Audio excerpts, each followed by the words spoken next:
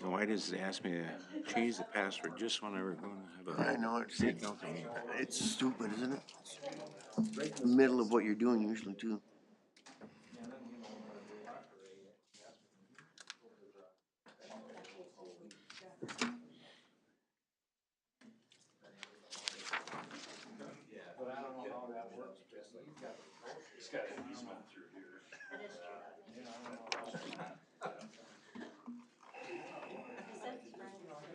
Take snow tires off now, or? No. That thing is down again, you guys. You take a look at that right tire over there in the front. Yeah. You can see how bald it is. Well, The bearings went out on it, so it's. the way I see you flying down the sidewalk with that thing, no wonder. You wanna use my car wash card? Huh? You wanna use my car wash card? Nah. I'll get it.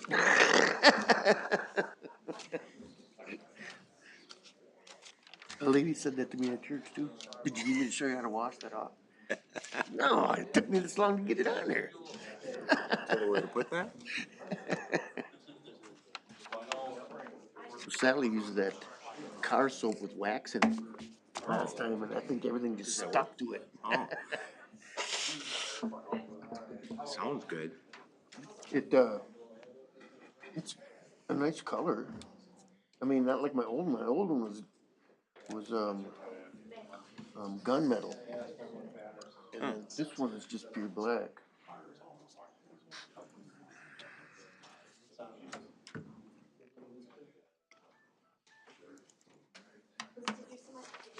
I did, thank you. But, our CIP always goes in order of renewal, and I was thinking the police station was first and second, so I mixed up there. Here we go. I'll call the meeting to order. We'll start with the Pledge of Allegiance. I pledge allegiance to the flag of the United States of America and to the republic for which it stands, one nation, under God, indivisible, with liberty and justice for all. Thank you. I'd look to approve the agenda as presented unless if there's any corrections, additions. Yes, Mr. Mayor. At the request of the POPS committee, they are requesting at this time that we pull off the agreement. I know they ran into some things with soils that they would like to work through before that goes forward. Okay. So which item is that? Let me see here. That would be 13C. 13C. Okay. All right. Okay, so any other additions, corrections? Otherwise, I'd take a motion to approve.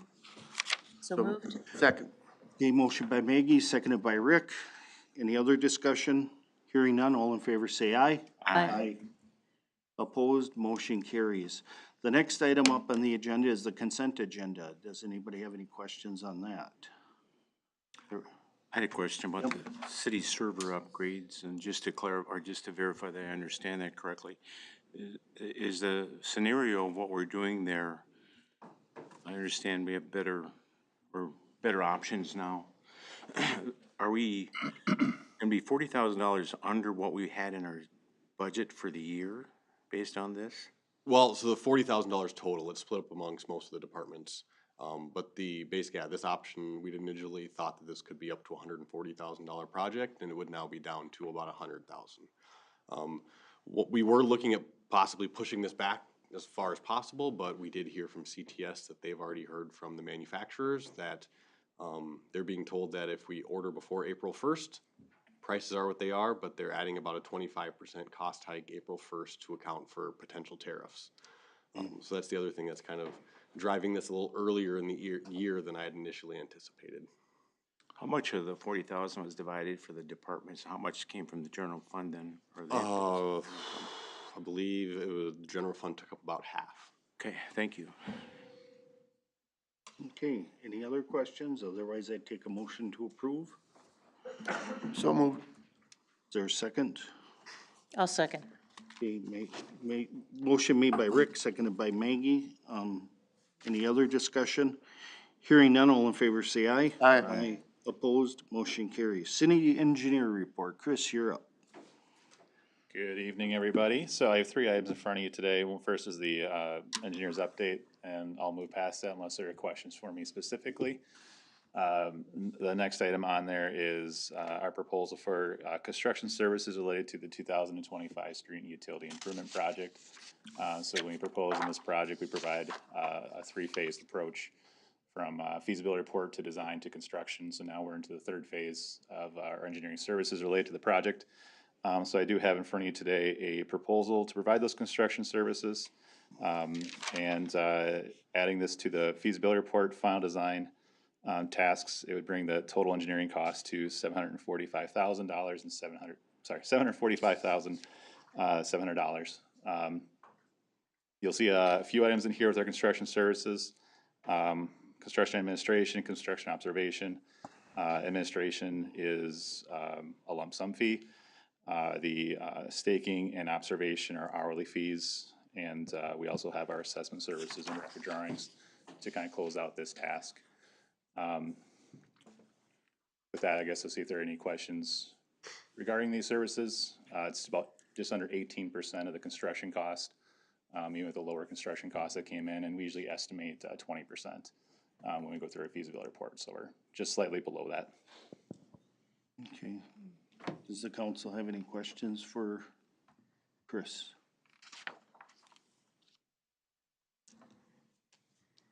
And I'm getting the two mixed up here on my thing. A lot. No questions, I would take a motion to approve. Is there a resolution? No, there isn't.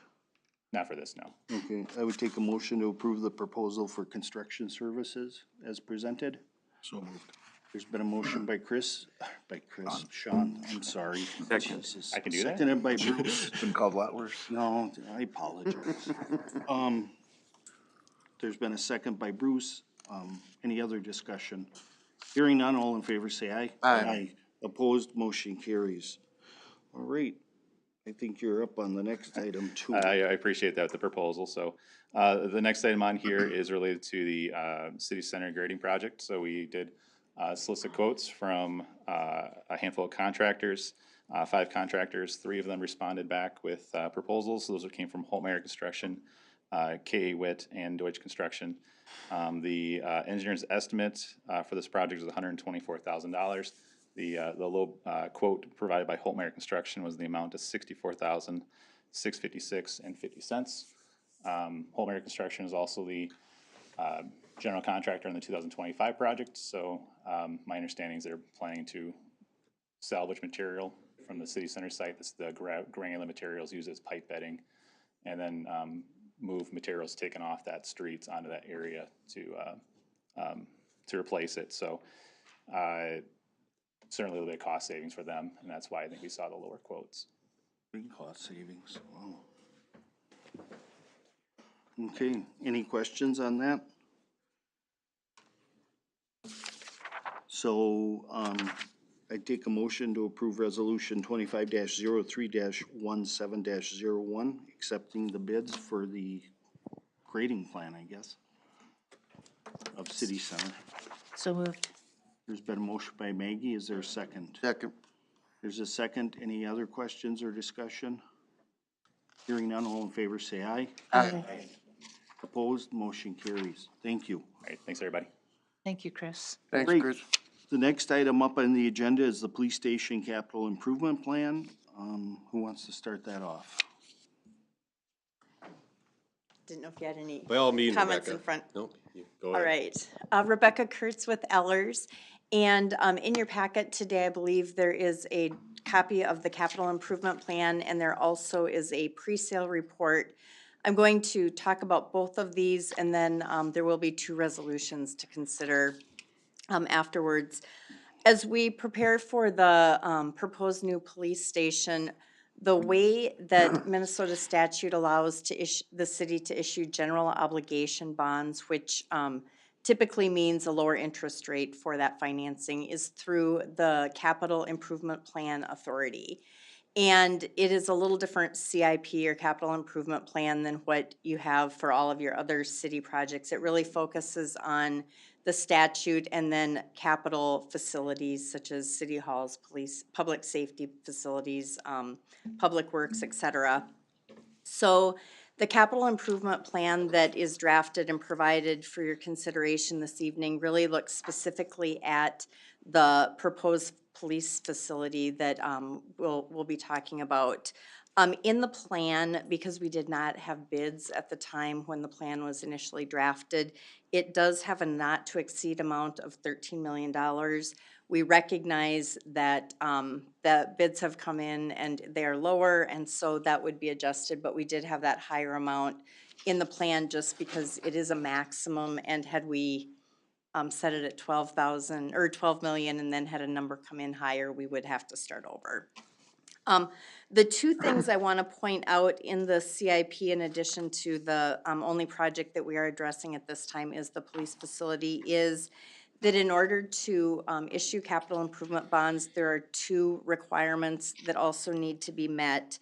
One is that cities cannot incur debt that is repaid solely through property tax levies in an amount that exceeds 3% of the assessed market value for the community.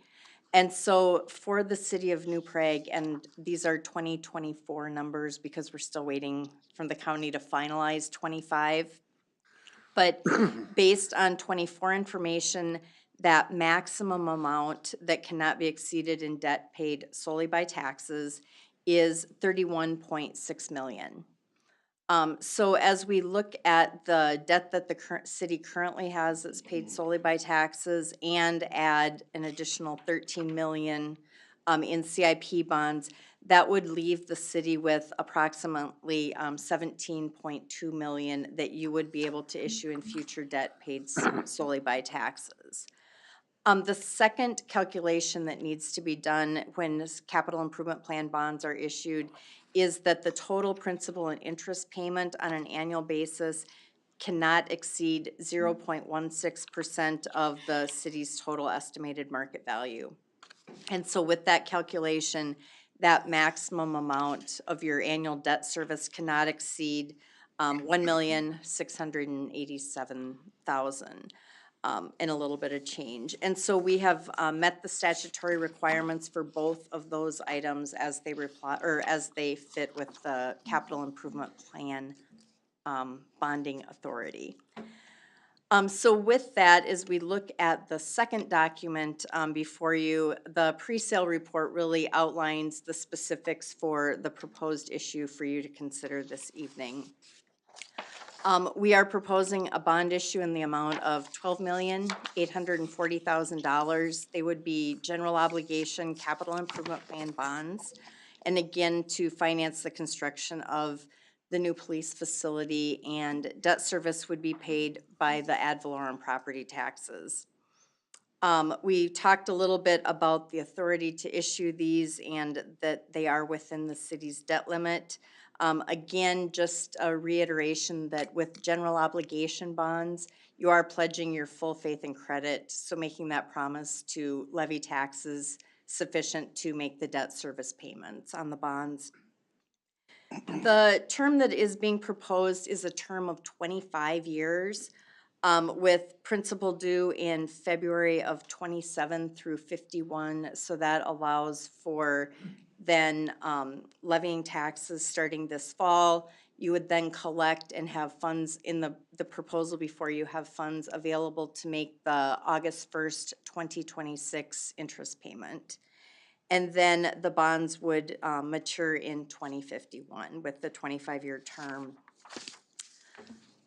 I understand that you do have a rating, a AA from Standard & Poor's, and for this issue, we would recommend to have it rated as you've done with your past general obligation debts. So we would be working with staff, if you choose to move forward, to go through that rating process and have an update for this issue here.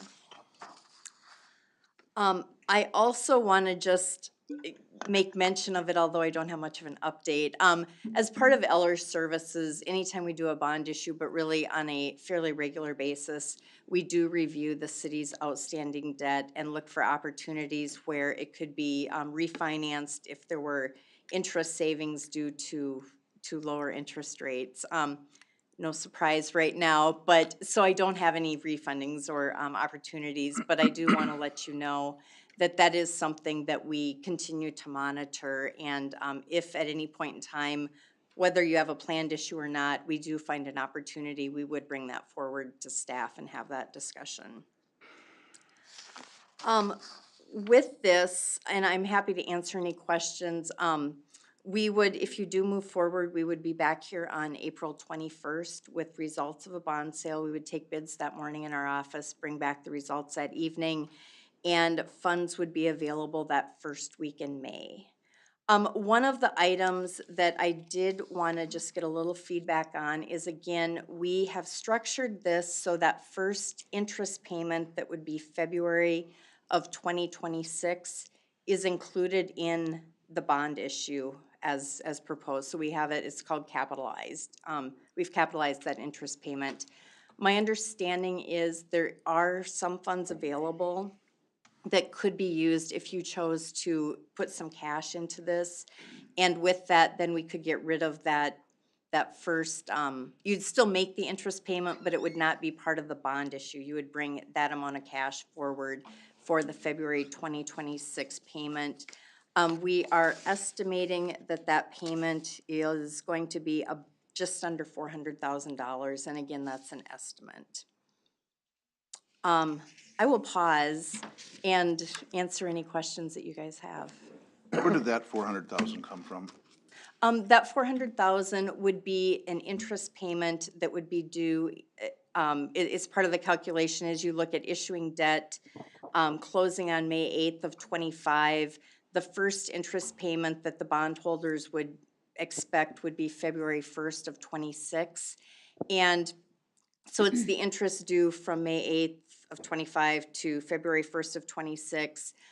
We, as structured in the pre-sale report, have included that in the bond issue because if you levy the fall of 25 for this, you would not have funds for that February payment.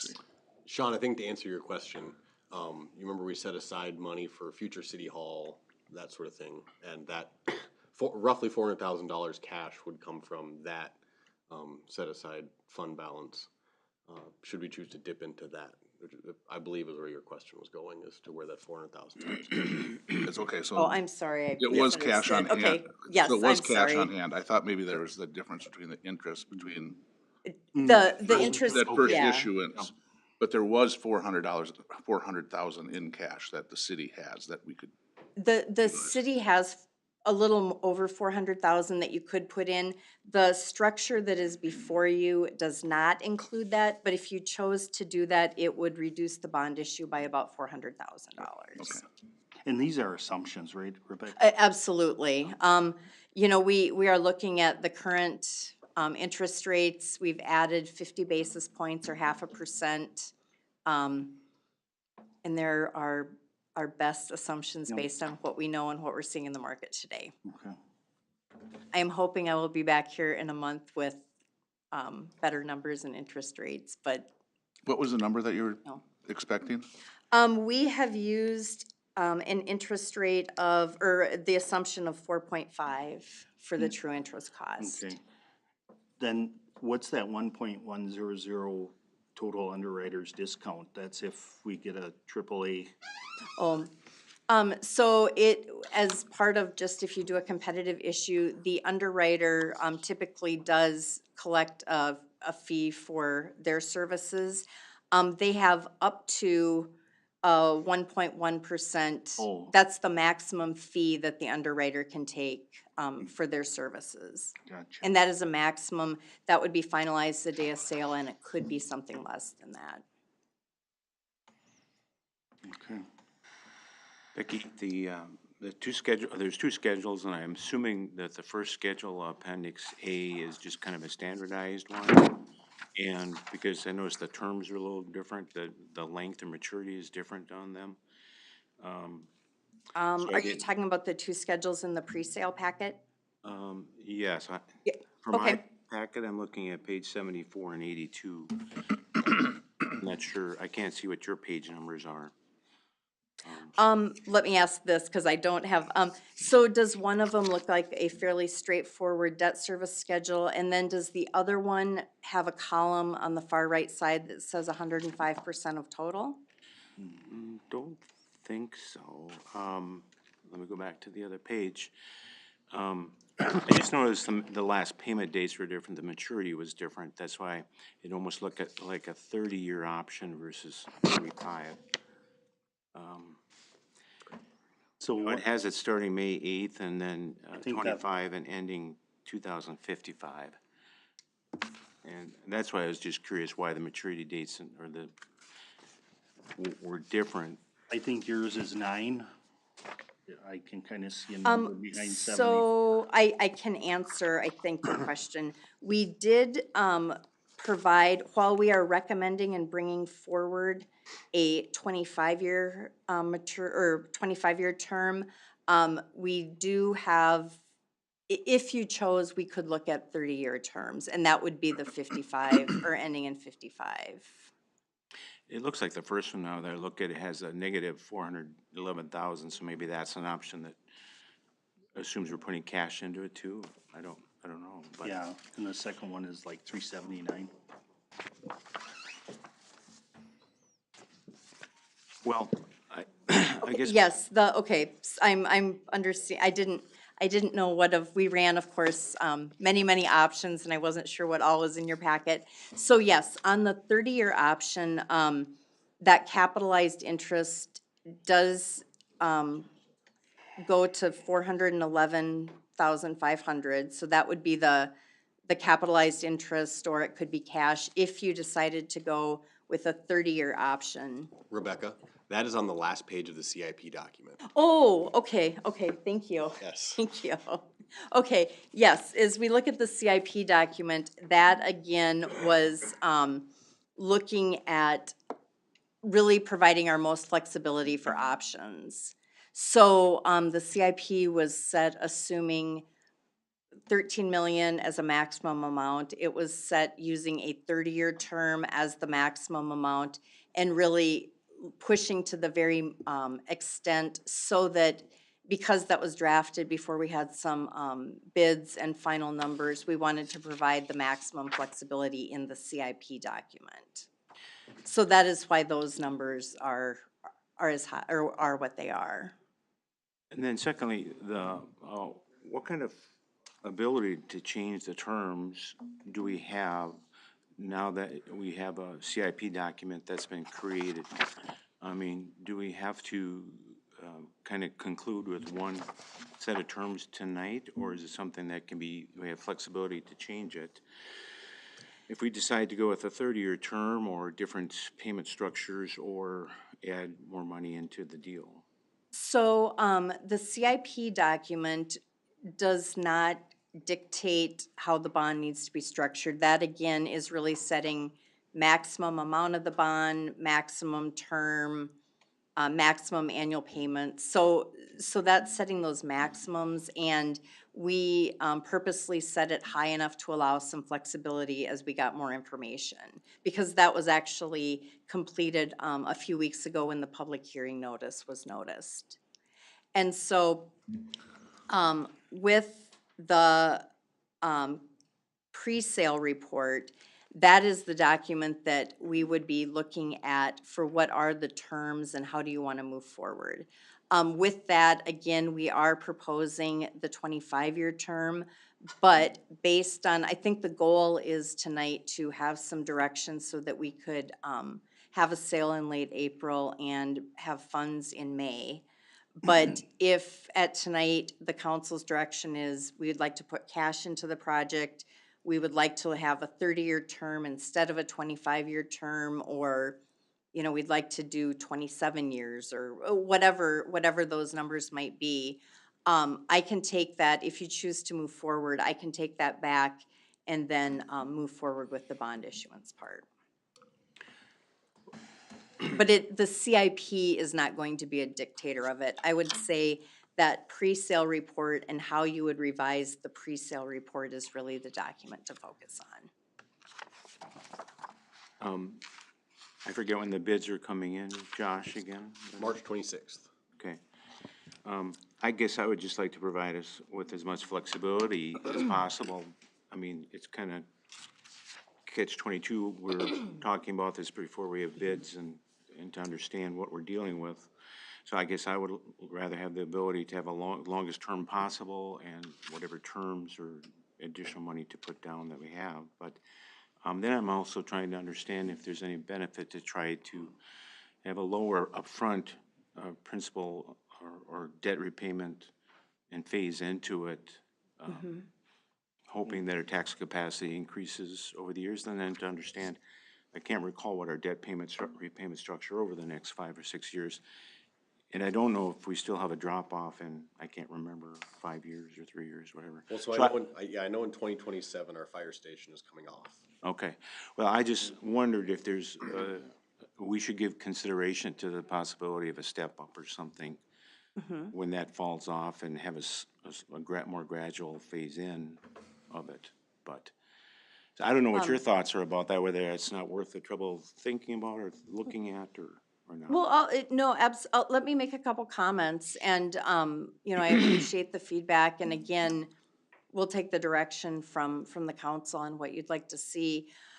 Regarding the bids coming in, we do have, if we decide, or if you as a council decide to move forward and say we'd like to do, you know, the 12.8 million with a 25-year term, when bids come in, if they come in around that amount lower, we absolutely would have the ability to adjust this based on those final bids, as long as we don't exceed the 13 million that's in the CIP document. And I would expect, you know, if you get a great bid on this, we absolutely would not want to issue more debt than what you need to have for your project or what the bid is. So that would be adjusted without problem. With regard to the fire station coming off in 27, we are anticipating the first principal and interest payment for this issue in 27. If there is direction to, there would be 1 year overlap. So if there is some direction to look at that first payment in 27 and adjust that, you know, we absolutely could take that direction. Of course, that would mean other payments would slightly increase in the future, but could restructure that way. Or if it was an additional step up, you know, we're happy to look at those scenarios if you provide some direction on what that might look like. Well, when the bid comes in, let's say it comes in at 4.5% or 4.3% from Baird or whomever is gonna buy those bonds from us. How long do we get 30 days to hold that, or is it once It we is that issue it? evening. So we would get a bid that morning, we'll say at 10 o'clock, and then I would bring it to the council meeting that evening, and the decision is, do you want to accept that or not? However, up until, I would say we'll say Wednesday before, if there are adjustments, we could make adjustments. Now, when I say we can make adjustments, I would say that there's some flexibility. I don't think we could redo the whole thing and change the term and completely change the structure, you know, on the Wednesday before. But absolutely at the point of when we have bids, you know, to adjust from what is laid out before you this evening, we could definitely do that. And so there's certainly time from when we receive the bids here next week until Absolutely. the bond sale happens, that we can talk internally, or I'm gonna say internally as a city, as to how we might want that to look, correct? Correct. So let's say we take his idea, Bruce's idea, and with the step up, that's when we can work that in. We could definitely do that, yes. Yep, because when we get the bids, I would say we will, from Eller's side, work and update all of these debt service schedules so that the bond accurately reflects what is needed for the project. Why wouldn't we wait until we actually got the bids for the building itself before we move forward? It seems like we're putting this step ahead of it. Why is that? I don't. Yep, so I think our process was here, in that knowing the requirements that we have from the state for noticing public hearings and whatnot regarding these bids, plus along with how long we're allowed to hold the bids, which will be 45 days, we're starting this process now so that we can try to basically line everything up to do everything on the same night, if that makes sense. Yeah, but this is a big deal. I mean, I'd like time to think about it. I'd like to massage it. I mean, there were some great points brought up tonight. There's a lot of other avenues that we need to maybe take a look at, and it just seems like we're putting the cart in front of the horse a little bit without knowing if it's 12.8 million, or is it, what happens if it comes in high and it's 13.6? I don't know, you know? So I mean, there's always the option that we don't accept any of the bids, and then at the same time, we don't accept any of the bond sale. Like this isn't saying that we are locking ourselves into anything. If bids come back as $15 million, we can basically say, all right, well, we're not gonna accept any bids, which obviously then we don't And then need this any, whole process which means we stops. then don't need any money. This is basically the various requirements of the state on public hearings and notices and whatnot just make it tricky. Because we also don't want to accept a bid without knowing what the potential bonding is either.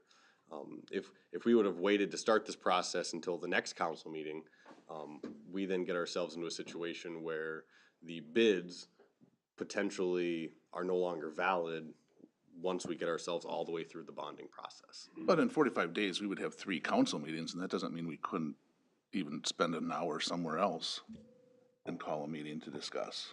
And we certainly can. I just know in the past, this council hasn't wanted to do extra meetings, so we were trying to line up the process. Well, I don't think they're preferred, but if we're gonna spend this kind of taxpayer money on something that, it might just, I don't know, there's just something, there seems like the lineal track is off a little bit somewhere, and again, I get this feeling like we're rushing into this thing, we're trying to steamroll it through the process. And I felt that way for a while, as everybody knows, but it still seems like we would have plenty of days once we knew what the actual bid for that building was. And those bids are due on the 26th? Correct. So next Wednesday. The comment that was brought up about using cash, I support that idea, as well as I would throw out there that to consider, I'm not necessarily advocating it this day, but advocating additional monies, either looking at the ambulance fund to see if there's actually a need to have that 200,000 in there, if we can take some of that out of there, because we are obviously making a new ambulance location. And then secondly, looking at the fund that we have for the EDA abatement that we received back payment for chart, and looking at that, my concern is to try to make the increase in the levy as manageable as possible for residents, if we can keep it lower. So Bruce, I will say to your last point, and Ken can correct me if I'm wrong, because he's been helping me with this, that back payment from chart, that is one of the things that Ken and I are working with Deed at this point. I know they have heard basically from HUD that they're trying to clean up files, and the city is currently sitting on a chunk of change, a lot of it coming from that back claw, I guess, from chart. But there's very certain things that those funds are restricted with. We've been working with a representative from Deed to try to get a hold of HUD to confirm how exactly we can spend these funds for the better part of 2 months now. And I'm not sure we're talking about the same pot of money, but maybe we are and maybe we aren't, but it seems like I'm trying to think of what you're referring to, the 550. yeah, so whatever I that mean, program was. it's a group of there's money in there from when we've done small cities grants that have been paid back. Right. Yeah, that. Yeah, I'm not referring to any of that. Yep, but that money, according to Deed, is all kind of in the same pot. Yeah, the money I'm referring to has nothing to do with, I don't believe Deed had any strings on the abatement that we granted chart that we clawed back because they didn't get the job growth that they were. I believe that was all back paid to us. And those are basic, in my understanding, those are all just tax dollars that we would have levied had we not done the abatement. So I don't believe that, Okay. I didn't I understand guess Deed had I'll any, look at that, but I didn't think Deed had any say on that money. okay, yeah, I'll take a look at that to see what that was, because I think that was TIF dollars, I believe, is ultimately. It shouldn't have been, Was that thought an it was pretty abatement or was that clean. TIF? Yeah, I don't think it was TIF. Yeah. I think it was all abatement money, but Was it? Okay, yeah, I'll take a look at that. So is that clawback money in this 400,000, in cash? It is not. That's completely separate. That would be potentially separate money. And then Ken, it seems to me like the clawback was like $160-some thousand or something. I mean, this was 10 years ago, but. I don't remember. Oh, that doesn't ring a bell with you, okay. The money I'm referring to? Yeah, the clawback money. Thought it was That's more than that, Is but it more than that? Oh, okay. I Yeah, wanted to- I will take a look at that and see. Might have been in the ballpark of 300 some. yeah, I'm just asking that we take a look and give consideration to all these availabilities and then see if there's something we can do, because obviously if we can get the debt down lower, I think that's a good idea, but. Okay. So we have a couple resolutions on the agenda. Do we want to offer any of those? Does anybody want to offer any? Well, I would be okay giving preliminary approval to the issuance of the bonds. That doesn't lock us in. And that's, yeah, that's what the resolution would. Yeah, so, a motion to approve Resolution 2503-1702, approving a capital improvement plan and giving preliminary approval to the issuance of the CIP bonds. Just a quick question on that. I don't know what that. that came from that. So, just so I have this right, but this will still speed up that process a little bit more. I was just looking at the 45 days, and even if we waited until the 26th when we got the bids in, until that next meeting, 45 days still puts us in May. We'd still have that week of the first meeting in May to discuss. We'd have 3 meetings to discuss this instead of approving this right now, right? And then we'd only have possibly 2 meetings to look at financing Yeah, and that's if we get the information that we want from HUD. well, I'm gonna second the motion so we can have more discussion. So the way I'm understanding this is that they're gonna need some leg room to, and approval from us to start doing their diligence. Is that the way I'm kinda reading this? There's a couple items to consider. One, as you look specifically at the CIP, there is a 30-day period from when that gets approved to, before you can issue debt. So if, and again, this is at the council's discretion, but if you do not move forward with the CIP tonight and hold that for a future meeting, there will be a 30-day waiting period from when that is considered or approved before bonds can be issued. Again, that CIP sets those parameters, so if you chose to start that 30-day period this evening with that $13 million max, you definitely could do that. And then as a separate item, there is the pre-sale report, which is a separate resolution that outlines the specifics of the debt, which can, if we move forward tonight with approval of that, we would be able to start drafting documents and working with setting up some rating calls and moving forward with that.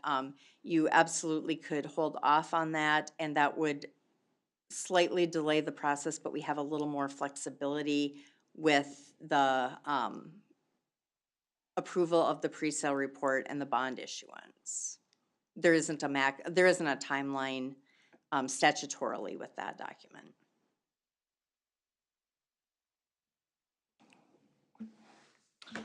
Well, there was a motion and a second, I guess. Yeah. So with that, if there's no other questions, all in favor, say aye. Aye. Opposed? Aye. Motion carries. Now, the second item is providing for the issuance and sale of the general obligation improvement bonds in the series What I heard you 2025. just say, Becky, is that this is the document that allows you to actually do more of the due diligence then? So we will start to draft the bond, the official statement and offering documents, and going through that process after we understand what the direction of the council is. So if you move forward with approving the pre-sale or the resolution connected with the pre-sale, then we would start drafting documents, recognizing that ultimately when the bids come, we would need to adjust the dollar amounts and make some some revisions, to tie with the specifics of the project. But, typically, if the pre-sale report is approved, it gives typically a pretty good outline of what the expectations are for the council and for us to move forward with drafting those documents. So what's the scenario if this did not get approved this evening? If this did not get approved this evening, I would, then ask for direction on working with, it sounds like additional cash coming into it. If you, as a council, wanted to look at a different term other than the, 25 years, I would look for direction on that. If we were directed to look at easing in the levies, so that was, the structure was a little different versus, level principal and interest, I would take any direction and then, work with staff. We would come back with a scenario or two for your review. And whether that is done at, if it was done at your next meeting, it would, likely delay the sale and then the receipt of funds about 2 weeks. Or, you know, a special meeting, I know nobody likes those, but, we would respond to whatever the direction is of the council. Well, And I guess I would say if I received feedback, the other option is if I receive feedback and we could look at scenarios, I think the question would be from a policy standpoint of if the direction you give us and then, my work and working with staff would keep it moving forward, or if you do want it to come back as a formal document. We would definitely have an updated document for you to receive regardless, but I think it's a question of how much, feedback would you like on the scenarios that we bring forward. So I get a sense that we're interested in, including cash, you know, the on hand. Step up. Yep. So I think that would be something to factor in. The potential at looking at, Bruce, did you say a 30-year term was something to look at? I know that Becky, you brought that up, but looking at a potential for a 30-year term? yes, I think it's good to look at all the Yeah, options. yeah. Yeah, because the calculation is gonna change because of the cash that we might have on. Yeah, I mean, yeah, obviously, as you know, Bruce, the one thing with the 30-year term is, I mean, it does make your total payment or your individual payment smaller, but you do pay interest for More, each certainly, yeah, individual that, years. yeah. Right, I thought about that, and obviously I've been involved in housing finance for a long time, and most people take out a 30-year home loan. Yep. And then refinance down the way, but then also, I guess it's maybe philosophical too, is who do you want to pay for it? The homeowners in the first 10, 15 years, or the ones that are here 25, 30 years from now, so it may be a fairness issue too. Yeah, no, that makes sense. Different ways to look at it, but I understand there's gonna be slightly higher interest costs, but we're kind of nibbling around that 25, 27, 30-year time period. So just, and again, these are all estimates, but, based on what we are estimating today with a 25-year issue, we would anticipate interest costs just over 9 million.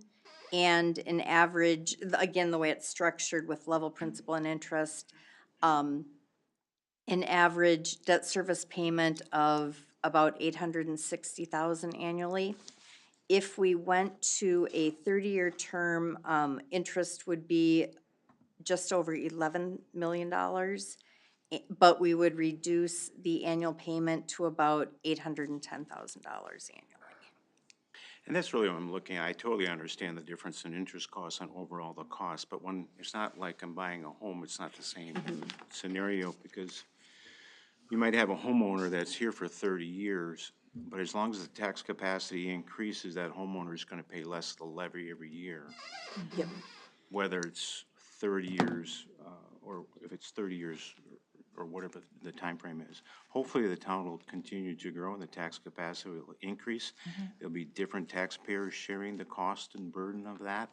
So the actual homeowners will probably pay not much different. I was going to say, in my as we thinking, look but- at, again, estimated tax impacts, I don't know if, what would you look at for an average valued home? Or an example you want to look at? I guess that doesn't, What would you say, 350 would be the So probably a average? decent average. okay. Yep. So if with a home that is valued at 350, we are estimating that the levy amount for the police station would be, with a 25-year term, about $255. That 350 with a 30-year term is estimated at $240. So about $10 a year About for the average $10 homeowner. difference. Yep. Yeah, my point is just, in year 25, 26, there's different people repaying it than people paying it in the fifth year. And the tax capacity is gonna be different, you know, based Hopefully. on, yeah. Absolutely. I'm certainly sympathetic to what Sean is referring to about maybe having this all come together quickly. And part of that issue is I think we didn't fully realize all the steps that need to be taken with the CIP and that process. I think to dovetail that into this process, I think makes it seem like we're maybe hurrying it, but I'm not exactly clear what kind of burden we have if we don't pass this second one tonight, or what complication. It possibly could delay when funds are available, but I would, Best guess. 30 Default days? to- 30 days? if you brought it back at your next meeting, it would be about 2 weeks. If you, it's gonna be dependent on when you bring it back. I would say from the day that this resolution, or you call for the sale of the bonds, so that's the second resolution, we usually say about 45 days from when that takes place to when you would have funds in hand. Well, I would like to maybe hang off on that second resolution. Is that what you guys are thinking? Well, I just want to make sure Because I that, want to make sure that, I guess, with that said, so you can go back and kind of do what, So I guess my question would be, and I'm not saying I'm opposed to holding off, but what are we gaining from holding off on passing the second one? Clarity. clarity and with her, Yeah, why, I don't see what with the rush her, is. just configuring it different by our suggestions. You know, she's gonna go figure out how to, or what it's gonna be at a 30-year, and then that gives you time to come up with these extra sets of cash. And then we'll work that in. And again, I'm happy to take whatever direction. I would say I do have, because I was curious if this discussion might come up, I did bring a few options. So I do have a scenario for 30 years. So if you did want to make a decision, we could change the resolution when you call for it for $12,855,000 bond issue with the direction in the resolution of a 30-year term with cash to offset capitalized interest and other project costs.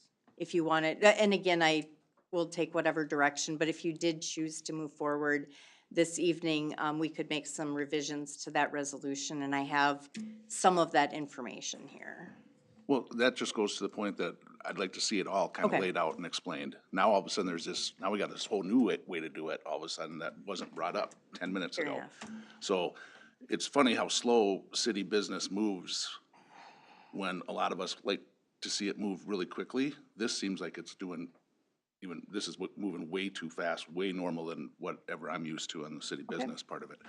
So there's, and we're talking a lot of money, a lot of taxpayer money, so. Personally, I'd feel good if we, We'll make a motion.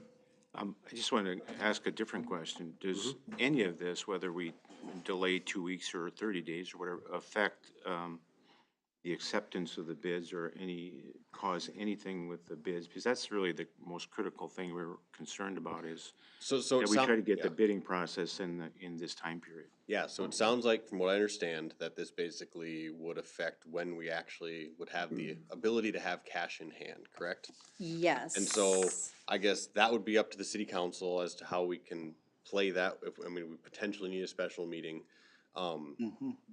It also may mean that we accept bids and potentially then end up having to use, on-hand funds until we can get the funds back for ourselves, if that makes sense? Or another way of looking at it, it would, construction would start in June instead of May. But, That's another way to look at it. Well, I guess I That's what we're assume the talking. bidding documents had a start date. and yeah, I don't know if they had a start date off the top of my head. Okay. But yeah, I do know that we are allowed to hold them for up to 45 days. 5 days. All right, so then you feel that if we were to have to put up cash, that would be enough to start the project? I mean, I think we, yeah, I mean, I think we have the money in our checking account at this point if we have to pay cash for the first payment, to construction at this point if we needed to, yes. Okay, so what's the council's preview? Do you wanna table it and Collect more info collect more info, with what we talked about tonight? on the second resolution, because the first On one the already second passed. resolution, that's what I'm talking about, yep. Yeah, that's what I'd like to do. Let's wait until next, city council meeting. That gives everybody enough time to get their issues taken care of. Then we'll have, numbers. Does somebody wanna offer that as a motion? I don't even know if we wanna do anything, do we?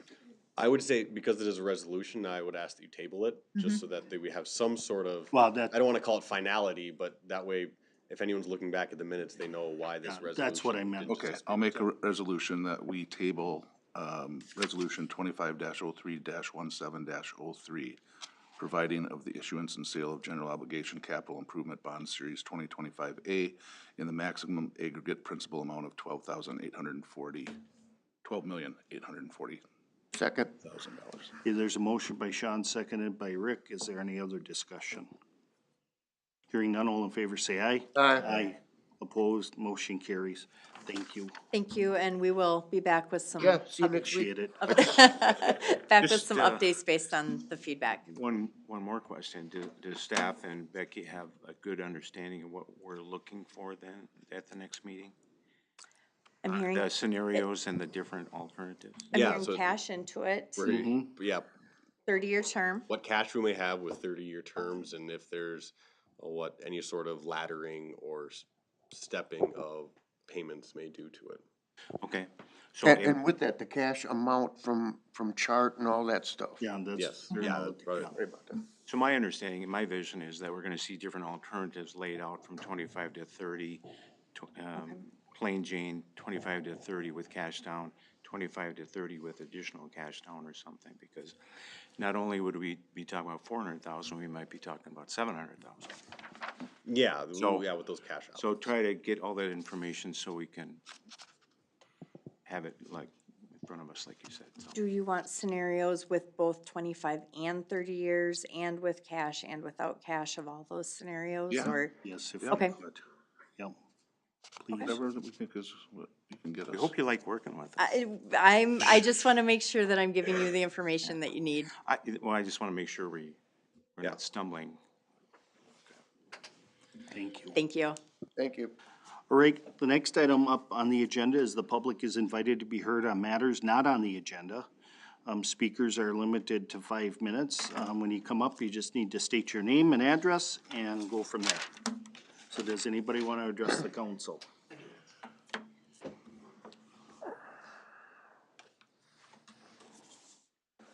For the purposes of making a point, I'm gonna speak on condition of anonymity today, and I'm not gonna give you my name and address. Oh, no, then you're out You of can't. order. I'm gonna ask you.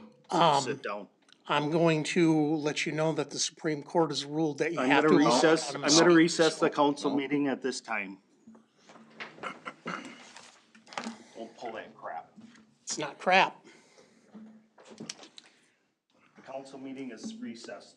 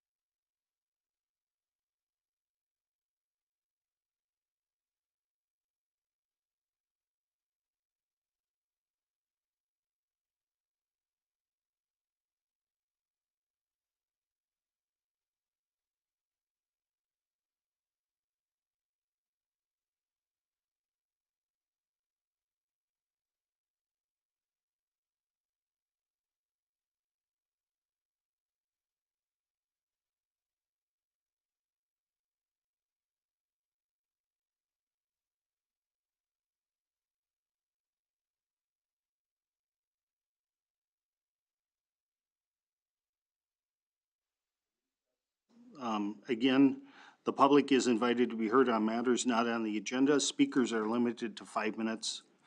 And you must state your name and address when you come up here. Does anybody wish to address the council? Mr. Mayor, may I be recognized? Sure. My name is Brian Paulson, 206 4th Street Southwest. I just wanted to talk about the policy change for the open meetings where we're speaking at right now. So I am there's a few documents I had. I'm just gonna try to keep it as short as I can because a lot of it is repetitive. It seems it's important, so they have it in here a lot of different spaces. But it talks in here a lot. I'll just start from the beginning part of it. It's from the Minnesota Mayor's Handbook. Meetings of the City Council are a business of the city is conducted and vital decisions for the city's future are made. Meetings often are also the principal place where citizens interact with their governing body and form an impression about their city. As a result, meeting management is one of the most important components of the mayor's duties. And it talks in here a lot about, promoting citizen involvement and, how important it is. But I do want to say, as far as limiting stuff, there's a section on that for, limiting the meetings, and you can do different ways. Advanced written notice is one of the ways. But it says here, while many councils recognize the value of citizen input, citizen comment can negatively affect meetings' efficiency if not managed. For example, if a large number of audience members wish to speak, the meeting may not progress efficiently. Likewise, if one person spends a long time expressing their view, others may not get an opportunity to present their views. The following section discusses ways to address these problems. There's limiting time, which we already have, limiting topic, or advanced written notice. And currently it seems that the proposal is to do all three of those. And in the last 15 meetings, we've only had 14 speakers, 4 of which are me for the public comment portion. I don't think there is currently an issue. And I've actually emailed you, Mr. Mayor, before about Le County's rules, and I think they're very well written. They don't require advance notice. They just have a form when you walk in that you fill out, and you do state, they have limited time, and you just state the topic that you want to be on, and that's how they kind of rule it. For me, personally, it's very difficult. I know that sometimes these agendas aren't posted until Thursday or even Friday. I think sometimes it even was into Monday where they're posted, which is past the deadline of Friday by 3.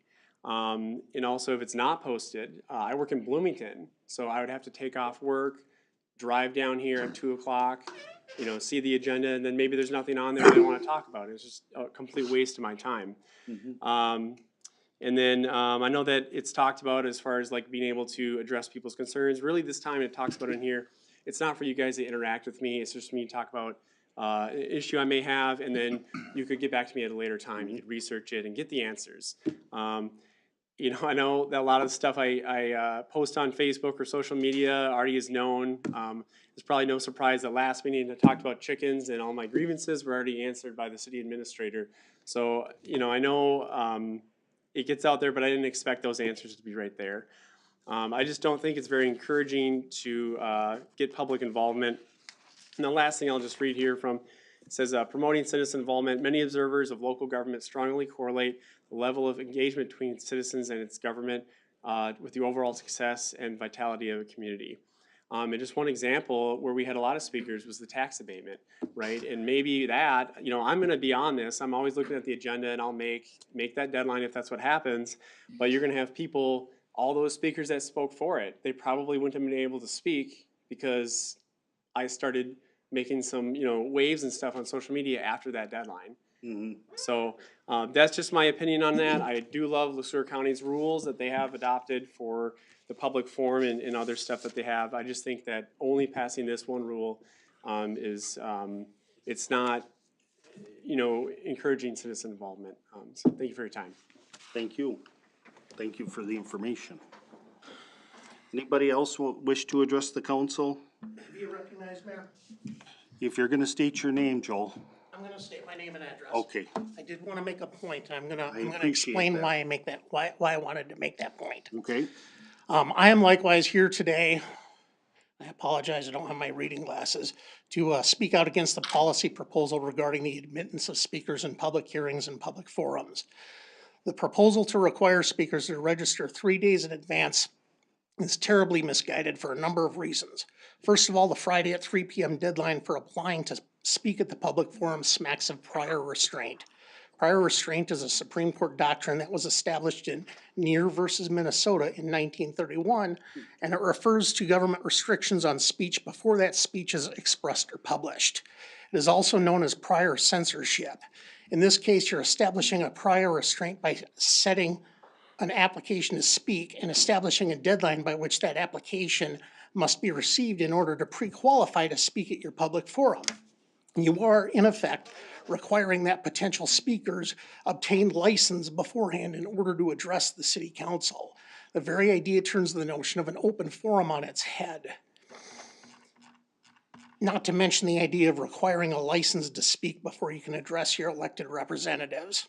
It's not just ludicrous, but prior restraint, except in situations to protect national security or to prevent obscenity or other extremely limited similar situations, is patently unconstitutional. Further, the requirements listed in your license to speak application include such matters as subject matter and reasons for addressing the council. The only reason for asking such questions is that speakers can be screened before speaking. These questions are clearly geared toward viewpoint discrimination. This is likewise unconstitutional. If I want to come up here and waste your time by lecturing you about the Vietnam War, it's perfectly okay. Thirdly, I just learned today I used to believe that this public forum should be reserved for people who live in town, residents of New Prague. I learned today that that requirement that speakers give you their name and address information before speaking is also unconstitutional, and it's been ruled as such in about 8 or 10 different Supreme Court cases. Prior to learning this, like I say, I would have believed it would be perfectly reasonable just to have a sign-in sheet at the front entrance for anybody that wants to speak. But given the fact that the Supreme Court protects anonymity in public speech, I realize that that's really not the case. We really should be allowing anybody to come up here to speak. You can ask for their name and address, but it's unconstitutional to require it. After doing a little more research, it has come to my attention that in the last 14 city council meetings, you have only had 15 speakers at your open forum. In about half of your meetings, nobody speaks. That makes it obvious that this is less about the growth in the community and more about silencing the growing criticism and scrutiny that this chamber has been under for the last 6 months. Quite frankly, instead of passing this policy, it would make more sense to abolish the public forum altogether, because that is exactly what will become of your public forum if you establish this policy. Thank you. Thanks. Anybody else want to address the council? Anybody else want to address the council? Going once, going twice, gone. Okay, the next item up on the agenda is a resolution approving city administrator purchasing and contracting authority. I thought you already had this. So, Mr. Mayor, City Council, Section 6.04 of the city charter spells out that the city administrator is the chief purchasing agent of the city. And as such, it also calls out that the city council will set annually limits on purchases and contracts that the city administrator is able to enter into without prior approval of the city council. I know that at least since I have been here, the city has not set this in January every year, and this kind of came up actually in a different conversation with Scott Riggs. And so he said he does not remember this ever being acted upon since the city charter was kind of updated here a number of years ago. And so I did ask him for kind of a sample resolution and some of what his thoughts were. He did provide the sample resolution that I have included in your packet. He said this is what he has worked with City of Faribault, where basically annually the city council sets the limits of $25,000 on purchases and contracts discussed during the budget and CIP process, aka they've been discussed at some point in the city council already, and then $10,000 on other purchases.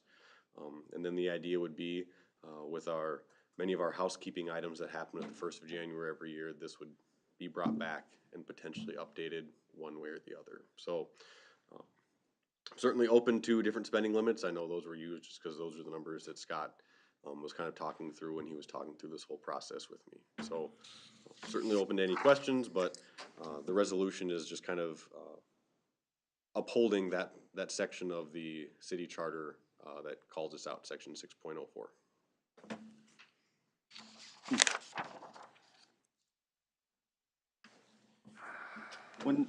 What does, like when a city manager or city, department head wants a purchase agreement, when do you have to sign off on that? So I sign off on everything. I like mine becomes the chief signature on most stuff. There have been times, No, not that, a purchase order is what I meant. on a purchase order. Yeah. I mean, most purchases end up coming through me. We don't really use a whole lot of purchase orders anymore, I don't think, unless you guys have used them that you can think of, Robin, for something. For utilities.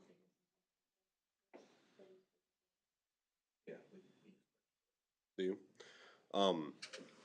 But yeah, in theory, if we've talked about buying a trailer that costs $2,000, there's not really any guidance at this point. Do I bring that back to the city council to confirm that we're buying that trailer for the $2,000 since we talked about it in the CIP process and put it in there? Or are we okay going forward? And so this really would then clear that up as to what does need to be brought back that said, yep, we did talk about this in the budget process, we still want to do it, or the amount is low enough that we give you authority as the city administrator to move forward with that if that is what's been discussed. And there's no limit set now? There's nothing 10,000. out there. There's no limit, high, low, left or right.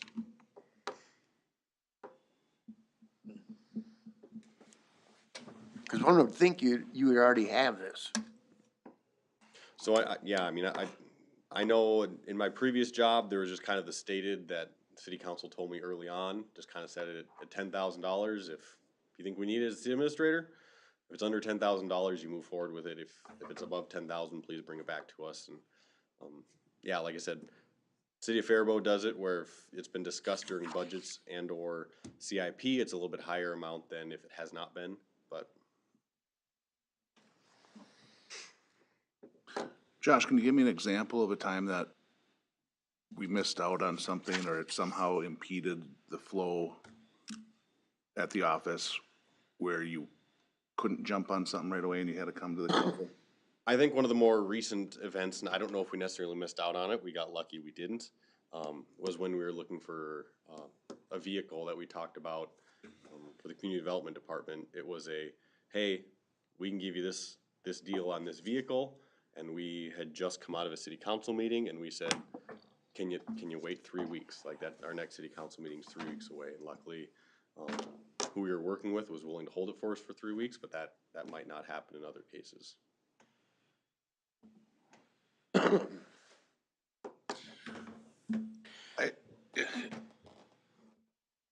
I certainly don't want to impede the workflow and whatnot, and I trust you, I'm not, but I'm just, there's been obviously examples, I'm sure, out there that, big one in Chicago and whatever else, where they were spending money, and I don't, my fear is that, and maybe not with you, but in just the governance in general, that somebody goes out and buys a massage chair because they want. Of course. And they spend $6,000 and the council doesn't know about it. Nope. All it says is office furniture. Yep. I've mentioned many times that sometimes the description in our monthly bill log that we approve, seems a little weak in the sense that it doesn't explain everything, and then we have to pull it out and ask about it and whatnot, which is fine. There usually isn't a big problem, but you could see where sometimes that gets me a little nervous. Oh, for sure. And I think to that point, Especially Sean, in tight yeah, budget that basically would then come back on me. Like why did I allow a purchase of a massage chair once it comes out? I have a feeling the people sitting in this room, Patrick and everyone else, is gonna make sure that you guys feel the heat of why is the city administrator buying a massage chair or allowing staff. But, so I think, even outside of that, especially with no limits set up currently, the question comes down to, let's say those 5 chairs up there are squeaking like crazy and someone's wheel's broken, and you know what? City administrator just needs to go out and buy 5 new chairs for the city council to sit in. If that bill is $1,500 or whatever that 5 chairs goes for now, I need to bring that back to council in theory before I can make that go to fix those chairs. And so this policy would allow me to make that and just fix that problem without having to potentially make our meetings even longer. But that would still show up in the monthly. Correct, yeah, so, if, it allows me, even under these will still show up so that you guys ultimately would sign off that, yes, these are all the purchases that have come through. I then just don't have to come and ask you to buy the 5 chairs, and then we order them, and then they get put in, and then they show up on the bill. I would just order those 5 chairs, and then you guys would see them show up on the bill. So I'm sorry, are you asking for 10,000 or the ability to do 25? The way it's set up right now is if it's been things specifically, whether they're contracts or budget item CIP, that number's the 25. If 5 broken chairs for less than $10,000 comes up, when we didn't talk about them during the budget thing, that would be the set at 10,000 under the current resolution. And then, like I said, every January, this will just get brought back to be reaffirmed and or changed one way or the other. That'd be part of the, Kind of the part of the bookkeeping of that first organization. meeting. Yep. What do you guys, what does the utilities do? That's a little different there, you know, because it kind of just in routine business alone, So typically bids are taken on products that are needed for more or less running the business.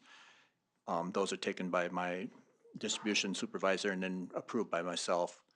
But we might have a transformer for a business that might cost $35,000. And I that- understand that. that just That has to be. goes through the process. I approve those, and then after the fact, the commission does see those, and they see the breakdown of every item, so by supplier.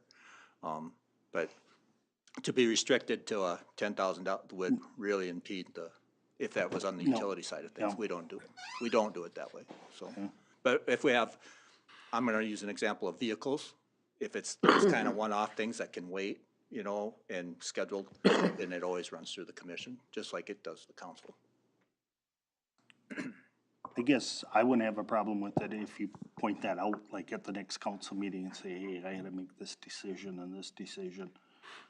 Yeah, I mean, and I can you certainly know. just make that part of it of, yeah, I signed off on these. Or in your weekly updates or something, just so we know. Yeah, and this has to be revisited annually anyway, so, So, you know, always can be changed.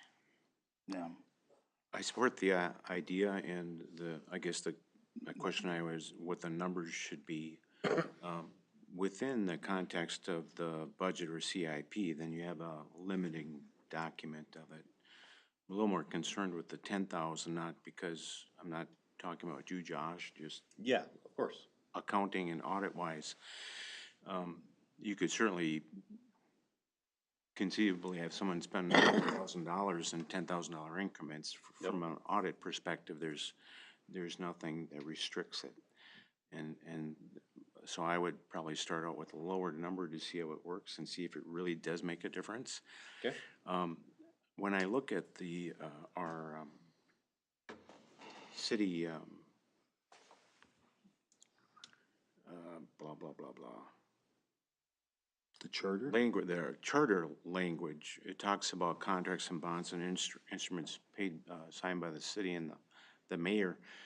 From a housekeeping issue, I'm not sure how that would work under this scenario. So if you sign a $15,000 copier lease, which is a contract, and you feel you want to do that, the mayor has to sign that because it's a contract, but yet he doesn't have the authority by the city council to sign it.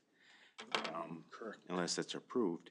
So from the gymnastics of it, I'm not sure how that would work under this scenario because Oh, the contracts. And that's fair. That's fair. This was, like I said, the resolution was given to me by Scott because this was kind of wading into waters myself. I wasn't 100% sure of, and I didn't even think about that. I just kind of thought that, well, if the city administrator has been given that authority and he signs off on it, then the mayor, as the basically double, would also have that ability. But that the mayor doesn't have that ability solely by himself. And that's certainly something I can ask Scott about too, if you'd like me to go back and. well, it's our, Yeah, I'm not sure when that was written in the charter, so I don't know how old the language is. Maybe the language isn't right. So I believe most of this was kind of done around 2014. Does that sound right, Ken? The last charter update was? Well, kind of like it was either a major update or when most of it was actually written. No, it was written before, but I think it was a major There was a update in major update. 2014. Is it a big rock with carving on it? It's a smaller rock, but yes. But and there, may not be many circumstances that would fall in line, but it normally would have to be a actual contractual purchase or a bond or financial instrument. I do wonder about financial instruments, if you and the mayor are signing those kind of agreements without council knowledge. Those are just long-term. Yep. And that's a different animal than buying a car, which is a one-off kind of deal. Yep. So I wonder about, that kind of stuff. And the limit is, the risk is limited by the dollar number you put there, but I'm totally comfortable with the stuff within CIP and budget because there's limiting conditions but the stacking of the $10,000, I'm not sure how to get it. And we can certainly go for a lower number on that. Like I said, it'd probably be a situation, like I said, like these 5 chairs or something like that is what I could see the situation eventually being, but. So my understanding is what you said then, that these items would be reported separately on a different list. Either on a different list or I would call them out in some way that you would be able to see that, what those were done. Well, preferably separated because we see our packet before Correct. we talk to you, so we'd be able to know that. Well, yeah, when I say called out, if they're on the same list, they've got an asterisk or something, some identifying mark of information on them. Okay. Well, I guess I would prefer just a table until we get an answer to From just Scott. the gymnastics of how the mayor's. Yeah. I'd really love to chew on this for a while too. But I certainly support the concept, anything to make things run smoother. Yeah, right. All right, if that's the direction, I'll move on to the next item under general business is whoops. Point of order, as a resolution again, could we just get some sort of You want a finality on it? motion to table it until, I'll make a motion to table item 12 until you have a chance to talk with the city administrator. Is there a second? That would be me. Yeah, City I'll second. attorney, you know what I meant. Second. Okay, and Rick seconds it. All in favor, say aye. Aye.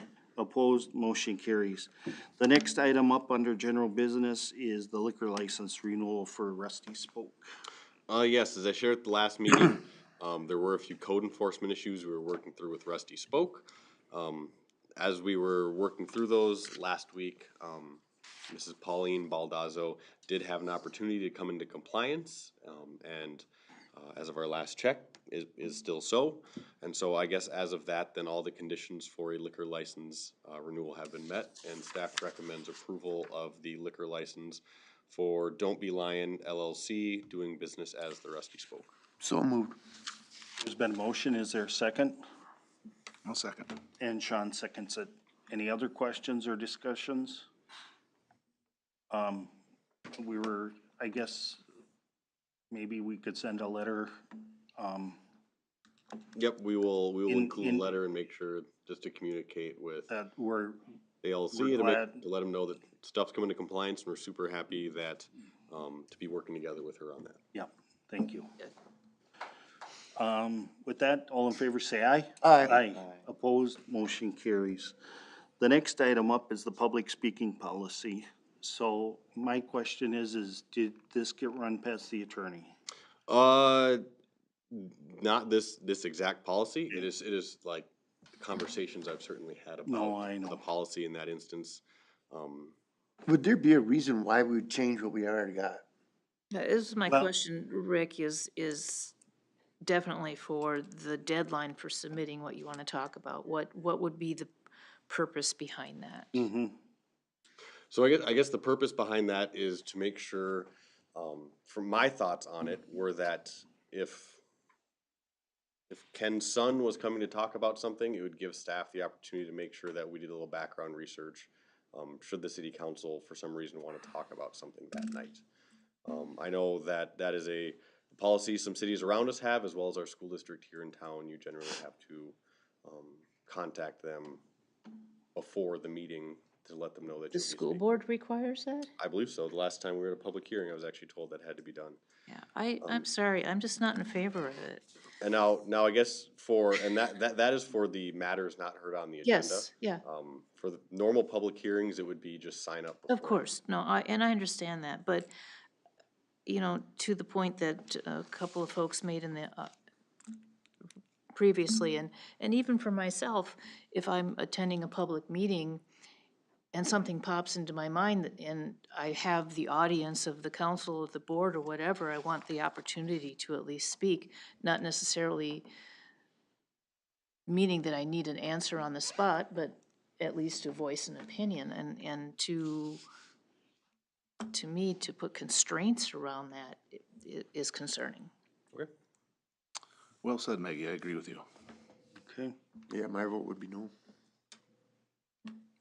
I agree with it also, except there are cases where it gets out of hand and all of a sudden you have 10 people show up who would not have planned to speak, except that the emotion of the moment causes them to do it. And But that's their it doesn't have, prerogative. we don't have that issue or problem with us, but there's a value to my time as well.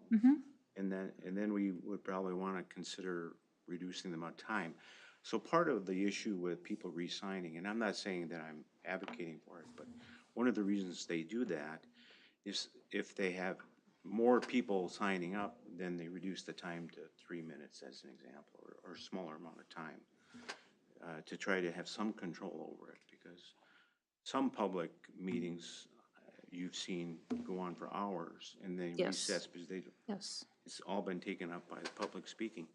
It becomes performance theater in some cases, so I certainly respect the comments and what's been said and the goal of it, and I totally support it.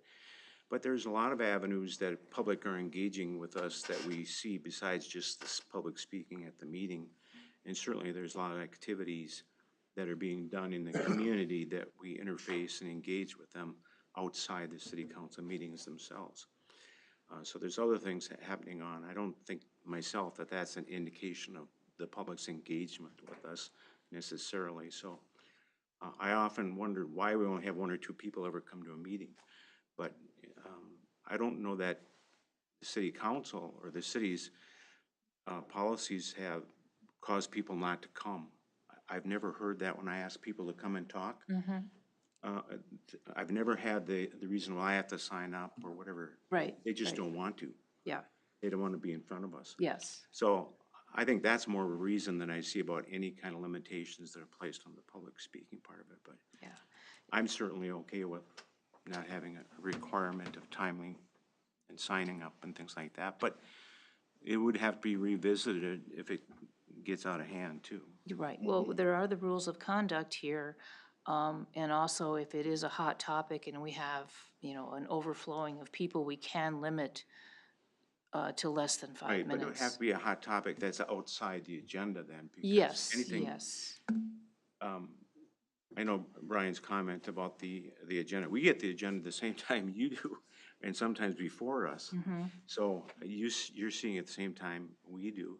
And the public comment is not to necessarily speak to things that are agenda, because there's probably opportunities to speak to agenda items if you want to. These are items outside the agenda typically. Yeah, I understand. So I guess from as you guys speak, am I hearing opposition to the whole policy or just that one part about the public public invited to be heard and the sign up 3 days in advance? To me, not the sign up, but, so we've got 2 things here. Is the public is invited to be heard on matters not on the agenda, and they submit their name, address, and subject and the purpose for addressing the council by 3 p.m. on the Friday before the council Okay. meeting. I don't like that. So I guess, is there opposition to the sign up as if we just basically treated them all the same, that you would sign up before the meeting when you came in?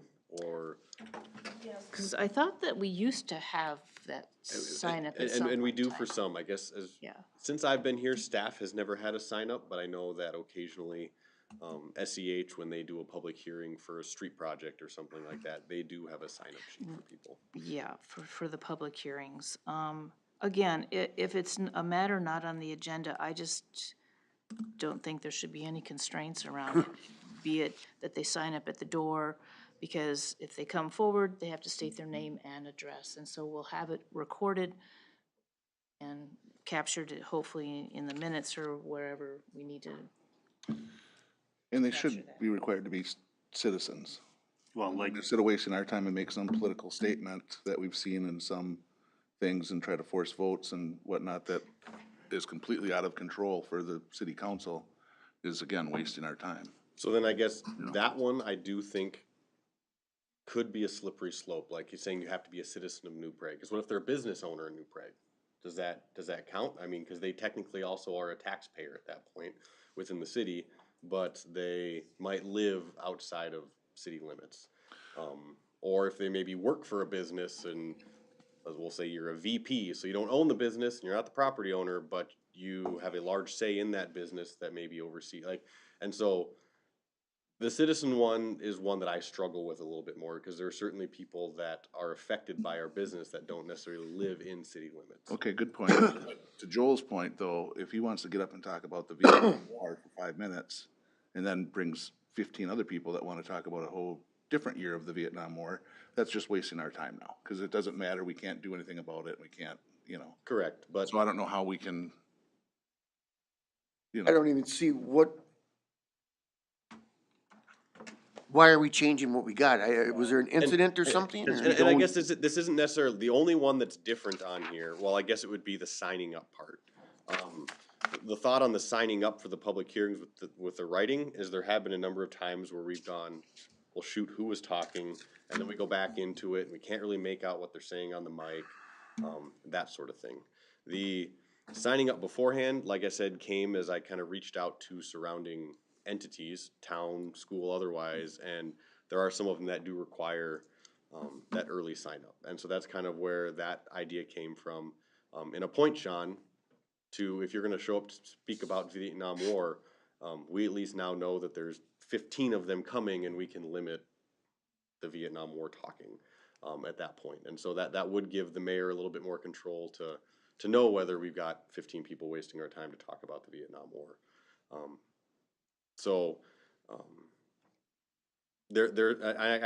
I can certainly see both sides of this, because there are instances where you could certainly say, yes, this would be good to have. And other instances where, to Maggie's point, it feels like you're creating a barrier to allow people to speak to the city council. I would recommend, even if we go away from the Friday at 3, that we have people sign in, so at least we can kind of regulate if we've got a particularly contentious issue, how much time people have, and we know how many are speaking. Because we've had issues where we've had a packed house and one person has stood up to talk. And so that person, I guess, could have talked for longer if they needed to. And it, like I said, it also allows just easier record keeping for making sure that we have names and address of people that speak. So what happens if, we have a meeting and, somebody wants to talk and they didn't manage to get here on Friday or sign you up or whatever? Well, and that's what I mean. And so if we want to get rid of the 3 o'clock on Friday thing, I would still recommend just the sign up at the door. So that way we know and have a record kind of who's going to talk. I don't necessarily know if it's been a problem per se, but the idea would be then that right as the meeting's starting, one of us staff members would go get that piece of paper and we'd give it to the mayor. And then if you got a particularly contentious meeting, it would be, okay, Joe Smith is signed up to talk. Would you like to step up to the podium? Okay. Yeah. Patty is signed up to talk. Would you like to step up to the podium, to kind of help regulate that as well? But we can certainly step away from the 3 o'clock on Friday if that's where the council feels it should go. To your point, Rick, the rest of those, we do already do those as policy outside of those signups. I was just trying to put them in writing so that way everybody understands exactly what's going on, and there's not, hey, this is a verbal policy. Maybe you've done it for 10 years, but there's nothing in writing that says I only get 5 minutes. Yeah, that's kind of a policy change. I mean, just, if they had to sign in like that, I'd be okay with it, just that. The other consideration, I guess, and I think it maybe isn't even an issue because the way it's in our, agenda, but, just to manage the flow of the meeting and also, we don't have as much as we used to, but we used to have our city attorney sitting here all the time and, but we still occasionally do. But we do have, people that are paid, to come. And, I cringe sometimes when I know that the clock is ticking on somebody and they're after the public and they may be talking for a long time. So we try to avoid those kind of circumstances that if we're not having forward knowledge of who's gonna speak, we don't know how much time they're gonna take or what have you. So, I would hopefully have people that are coming specifically for a purpose of, that we're asking them to come, that that they're on the agenda before. And so we can manage, And that's some of kind of the why we issues. like to put the engineer first, and why kind of tonight when Rebecca from Ellers was here, we got her up on the front end. And we do the same when Scott Riggs joins us. We try to get his stuff pushed to the front because we don't need to be paying a bill for him to be hanging out and listening. So you're comfortable where it normally is at item 9 then, or? No, that's not 9, No, It is not, so it's not normally, it's number 8 you talking about? yeah. it's not, it Yeah, those depends are on, normally we wouldn't have the police station capital improvement plan in there. Normally we wouldn't have city center grading project in there. it would've came We may or after. may not have number 5 in there. It would normally be pushed up to 5 or 6. It's just today, it just happened to get pushed back, to do the engineer and the financial advisor stuff first.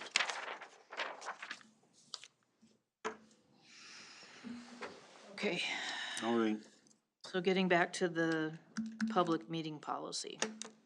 So I guess if what I'm hearing is you guys, does it sound like you guys would basically like to scratch out the advanced notice Yes. part? Do we wanna leave the sign-in prior to the meeting starting still in there? We can give it a try. yeah, I prefer that. I have a hard time sometimes hearing how they pronounce their names or what they're saying, of it, but, so we can document it. Yeah, and I don't see why you need a resolution for that. no, it isn't a It resolution. isn't. It's not a resolution, it's just a policy. We have General that way. discussion. This also, I guess, this particular policy, puts into writing kind of the code of conduct that we expect from the people participating in the meeting. We haven't had some of these happen, thankfully, but if they're in there, it allows the board chair, whether it's the mayor or during a planning commission meeting, to say, hey, you can't bring your horse in here, to make a point about horses' rights in New Prague, or something like that. Okay. All right, so you're gonna take that out, so this, Yes, I can basically, revise, what is that, bullet 4 in rules of participation, to basically just say participants shall sign in prior to the council meeting with their name and address.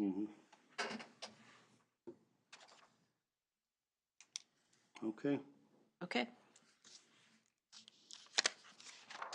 Could I get a motion on that, just, or do you wanna see that change before you vote on it? I would make the motion of the public policy as it's presented, except for bullet point 4. Okay, Second, there Okay, you go. there's a motion, Sean seconds it. Any other questions on it?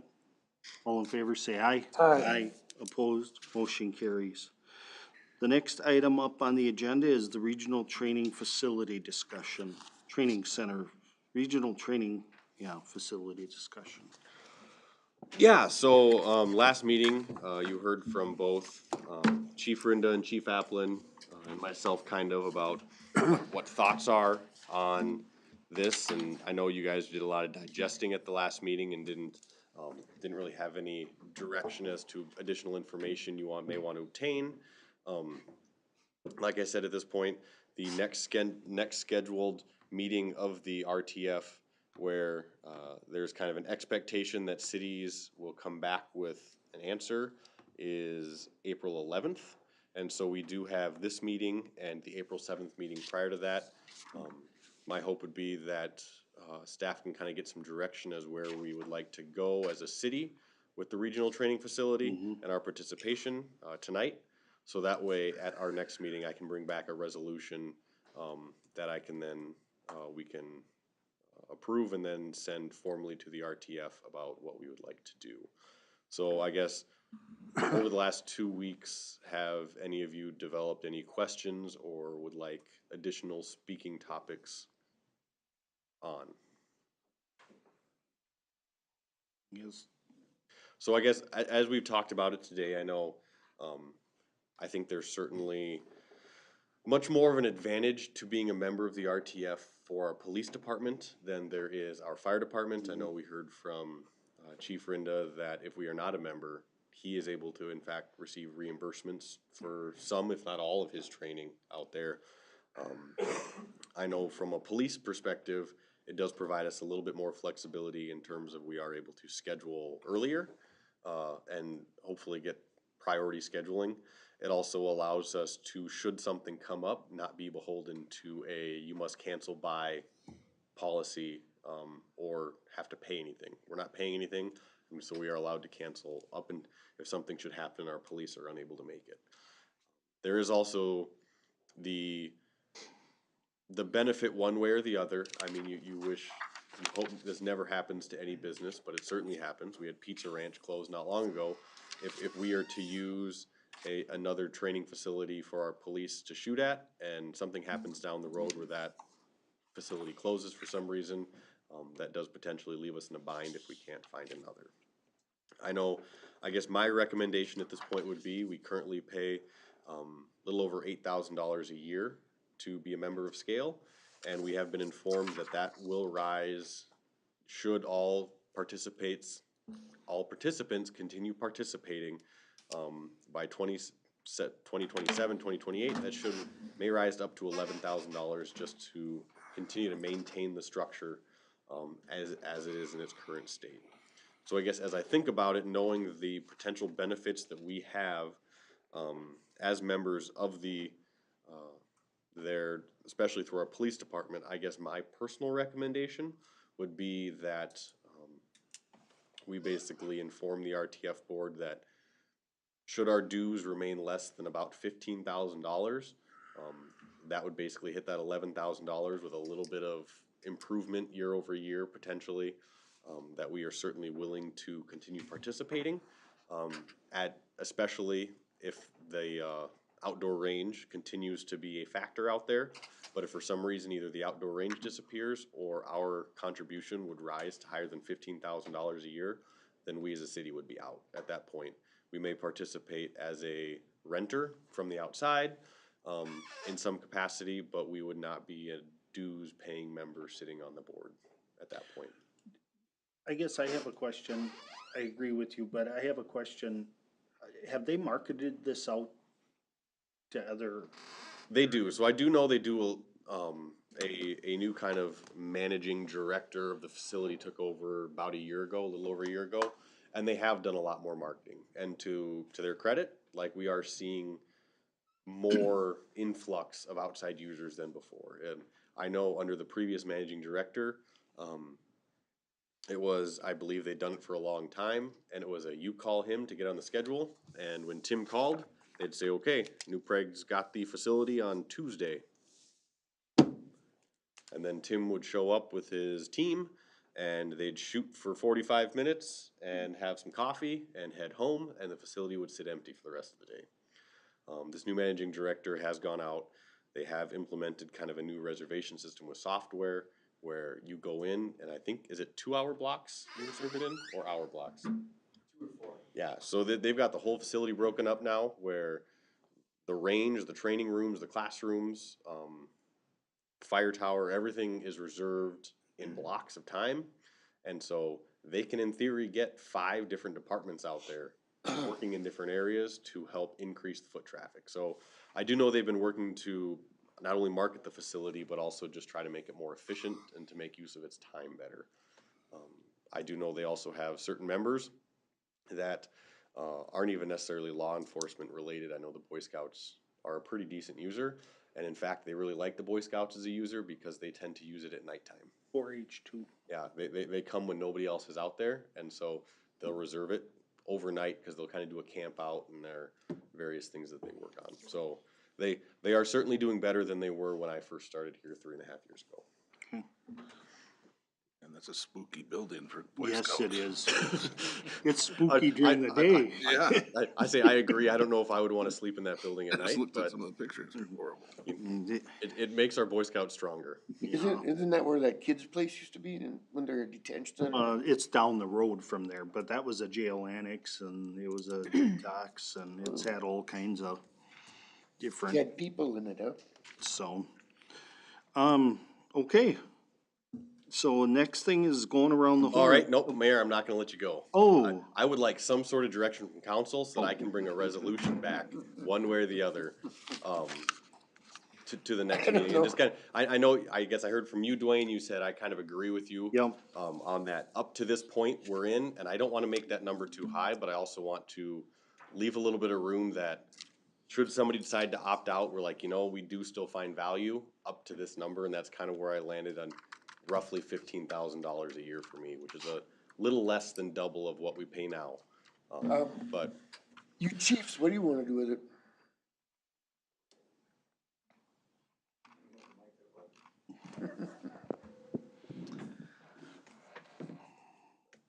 To Josh's point, there is some benefit to having and being a part of that consortium with the Scale Center.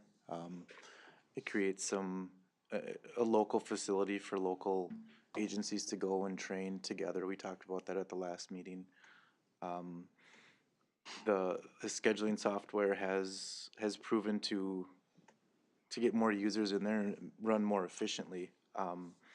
But to that same degree, we have to put a price tag on that, right? We can't afford to pay for people that are deciding to not be a part of that. So I think that Josh is very close in the ballpark of that number, that if we can get to that number, but we can say, we'll be in here, but anything beyond this, we're gonna have to step away. I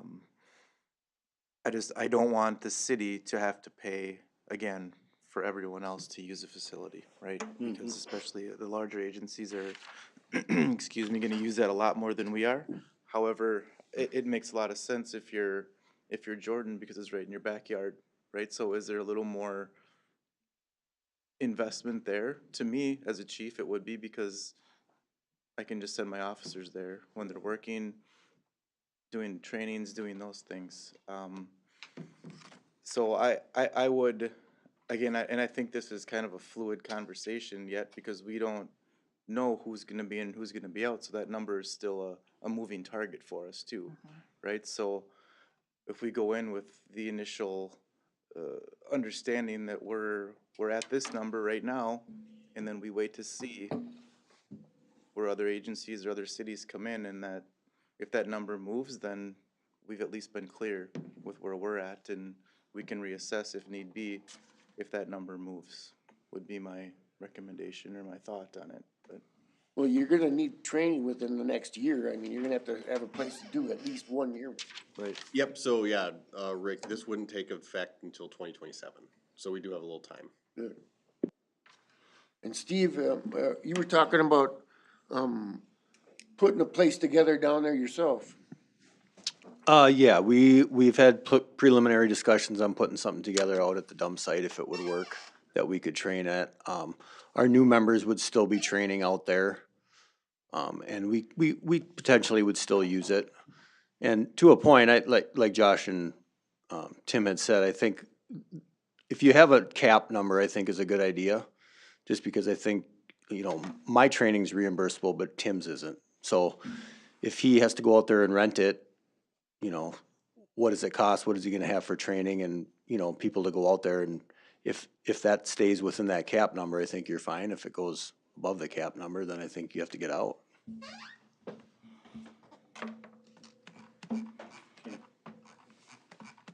So you want a motion to, A motion or some general, I'd say general consensus, cause maybe Maggie and Rick disagree with everybody, but just some direction so I know how to write the resolution that you guys will be looking at for the next meeting. Yeah. I've got mixed feelings about it, but based on comment, I'll go ahead and stand behind putting a cap on the dollars. I'll second it. And that cap is 15,000. That cap Yeah, it's kind of the one that in my head seems to make some sense, but All right, I'll vote yes for that. Okay, so there's been a motion made by Maggie, seconded by Rick, to bring back a resolution. bring back a resolution with a $15,000 cap. All in favor, say aye. Aye. Opposed, motion carries. Okay, go around the horn. Maggie, I have nothing this evening. Sean? I just had a quick question. I had heard something that the Keyland development outside of town might be on hold. Ken, any update on that, or?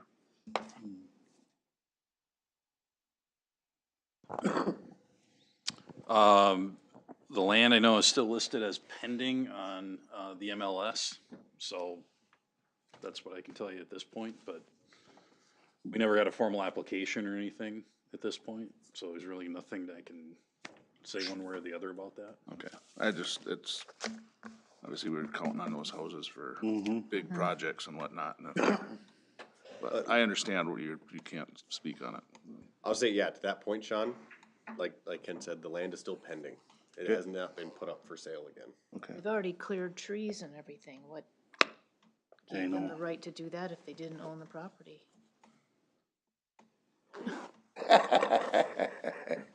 I know nothing. That was all I had. I think the owner did that. They approved it, Are you gonna, I see that we made the news with, We make a lot of news, Dwayne. now, is there any more on that?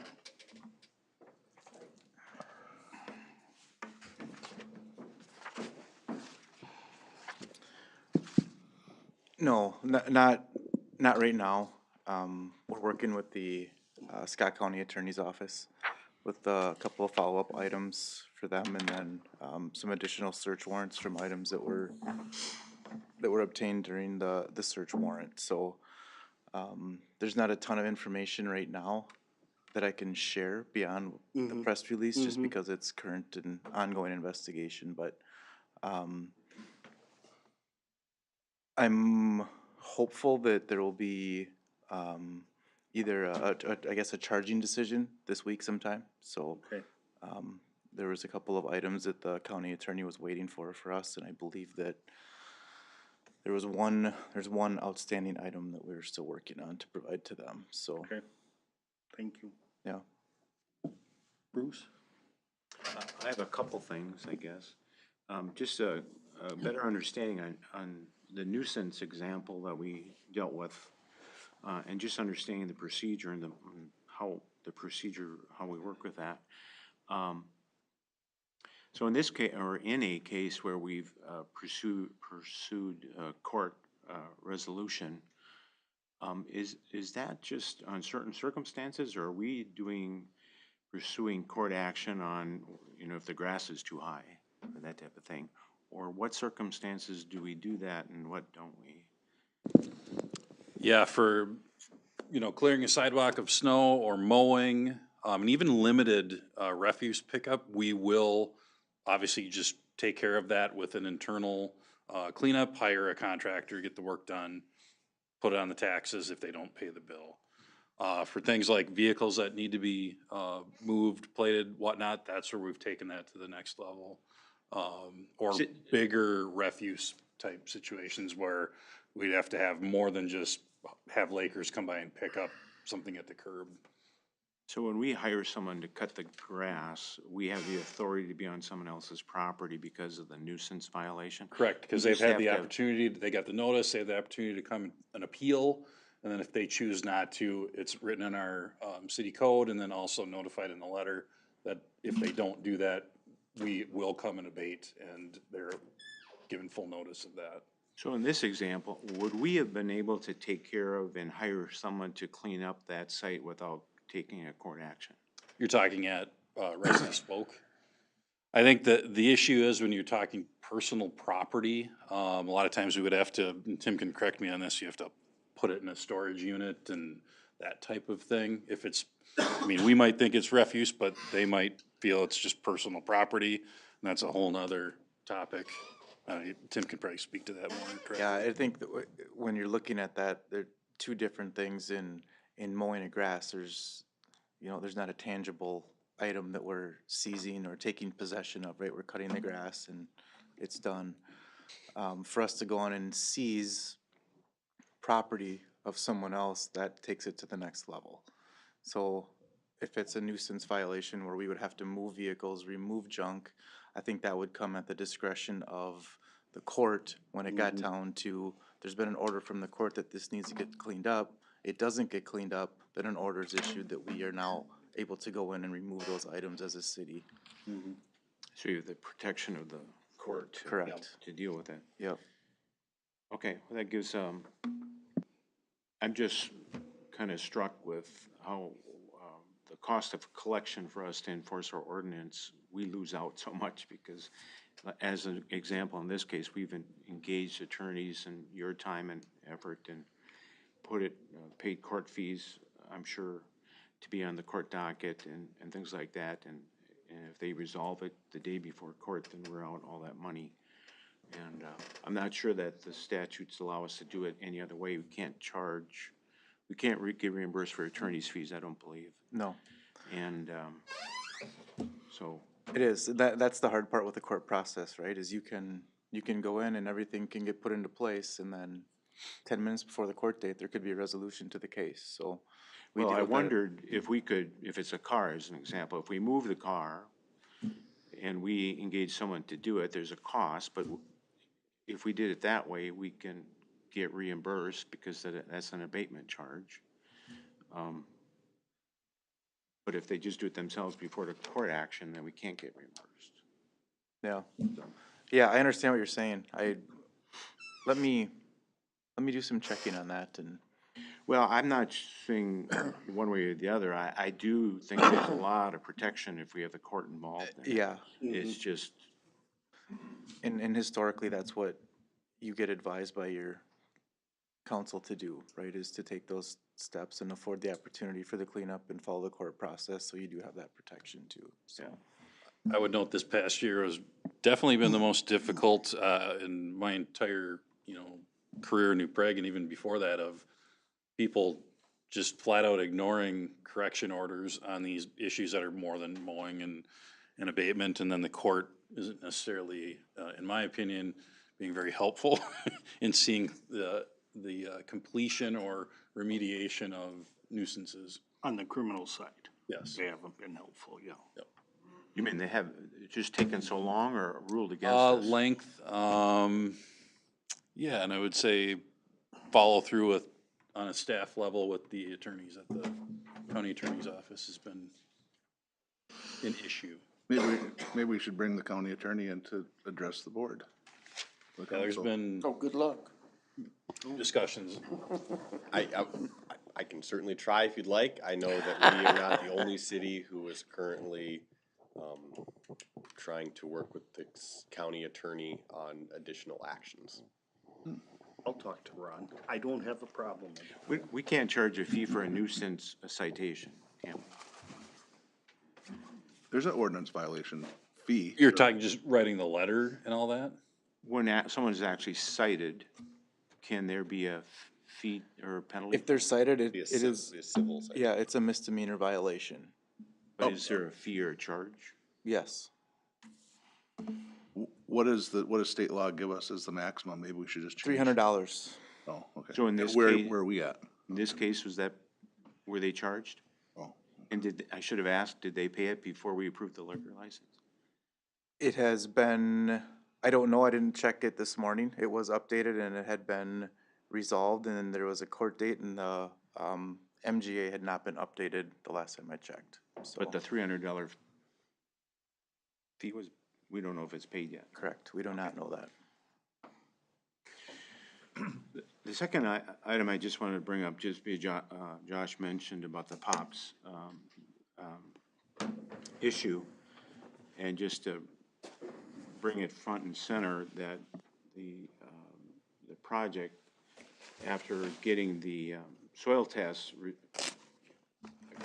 we were at a issue where the soil tests came back probably worse than expected. At least this is my comments. So I think that, I believe that you're talking to Den soon. But Tomorrow. I do think that it brings up a couple of comments or issues that, because the cost has gone, just to get the site to a site that would be similar to other sites is well over 100,000 in excess because of the soil correction or the soil issues that are underneath it. Probably well over 100,000. Okay. So obviously, that additional cost is, there certainly was anticipation of some issues with the cost of additional costs because of poor soils, but nothing to this magnitude of it. So I think the things that are hopefully going to be discussed and thought about is if the city can contribute to that, because this is the site that the city chose to, for this to be located. If not, to consider as part of the conversation, different locations again from it, because this is well in excess of anything that was anticipated. So hopefully those, I just want to bring it to the council's attention. And I don't know if Josh, if you want to, or Ken want to speak to it any more than that either. It's kind of something that's just being talked about now because we met with Bolton and Mink last week, I think it was, and reviewed what the alternatives were because of the soil tests that were received. So those are the comments. I would certainly, if anyone has any further comments about it or any thoughts about it. Will it be on an upcoming agenda with a little more detail, or? Well, I'm assuming it'll be an agenda of some sorts as we kind of slog through some of these things, but. Yeah, so I mean, I think at this point, our plan is to talk to Den tomorrow to kind of see where the POPs committee stood and see, I mean, if they've got a formal request, we'll certainly bring that forward.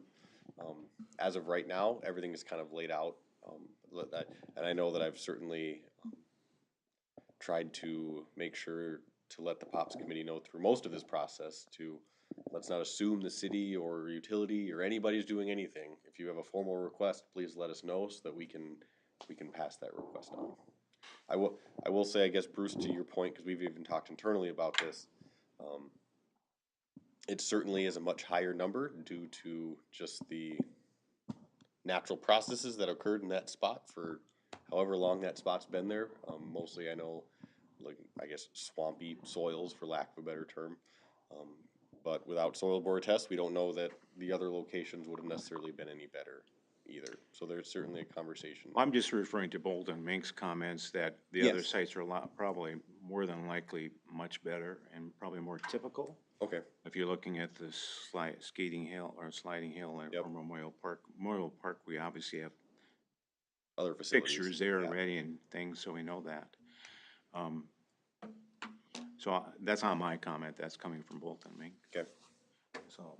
So yes, Sean, to your question, and that will be tomorrow. I will straight up ask Den, does the POPs committee have a formal request for the city that they would like me to bring forward? Okay. You done? I am done. Tim, have you guys said anything about a couple semis that keep parking in the empty lot? Behind the bowling alley? Yep. No. There's like 2 semis that park there almost every night. Okay. That's it. Recently? They just started happening? I just noticed it within the last 2 weeks. Okay. We'll check it out. As you may, I have about the last 15 minutes. I keep getting shorter here. As you may remember, we are currently going through, I guess, pre-litigation over fire tanks. Mm-hmm. And if the council is interested in kind of an update of where we are currently at, Rob Shelquist, who is that attorney, said he would certainly be available at 5:30 before our next meeting if you guys wanted to have a closed session to be able to ask him questions and see where we're at. Would that work for you guys? Yep. Yeah. Okay. Okay, so we'll say, regular meeting will be at 6 o'clock, obviously, on the 7th, but we'll have a 5:30 closed session to talk with him about that. Okay. That is all I've got. See if I get any shorter here. Ken? Quick update on the Keyland. I just pulled up the MLS real quickly to see if there any change in the pending status of that lot. And in fact, it is newly back on the market. So it is back on the So did they take the wood that they cut the trees down? Did they take the trees? I don't want to speculate on any. Yeah, at this point, Agreements. we'll see if we can find anything out, but Is that it? Yep. Okay, Robin, I don't have anything. Bruce, can you talk about your power plant? Yeah, just a quick update on that. The contracts have been issued for the engines and the cooling package, and those were done already, so because of the 2.5-year lead time about on that. Then we've been working with the engineer in regards to building design and layout. Josh and I hope to have 2 resolutions to present to the council coming from the commission. One being a refunding resolution, which you've done several of, and then the second being a resolution authorizing the issuance of bonds in the future here for the construction of that facility. And then also some wording as it pertains to the statutes that we can operate under for issuing contracts for generation plants. So it differs a little bit from contracts that we issue for in regards to the bidding process, and so that the city under general obligation, we can do it a little different when it's proprietary equipment. So more to come on that, and I'll try to have some explanations for you on that, so. Cool. Did you provide any photos or anything? I will have some stuff on it. Yeah, it'd be neat. Yep, just I've got that see. together in a package to present with the resolutions. Perfect. Tim? Think anything else? The court date for that hearing on the violation is scheduled for May 2nd. For the nuisance violation. over here? Yep. Okay. Well, then, So even though it's in compliance with our city now, there still is the violation that occurred, which will Okay. still go to a hearing, so. Matt? Steve? Okay, I take a motion to adjourn. So move. Second. All in favor, say aye. Aye. Aye.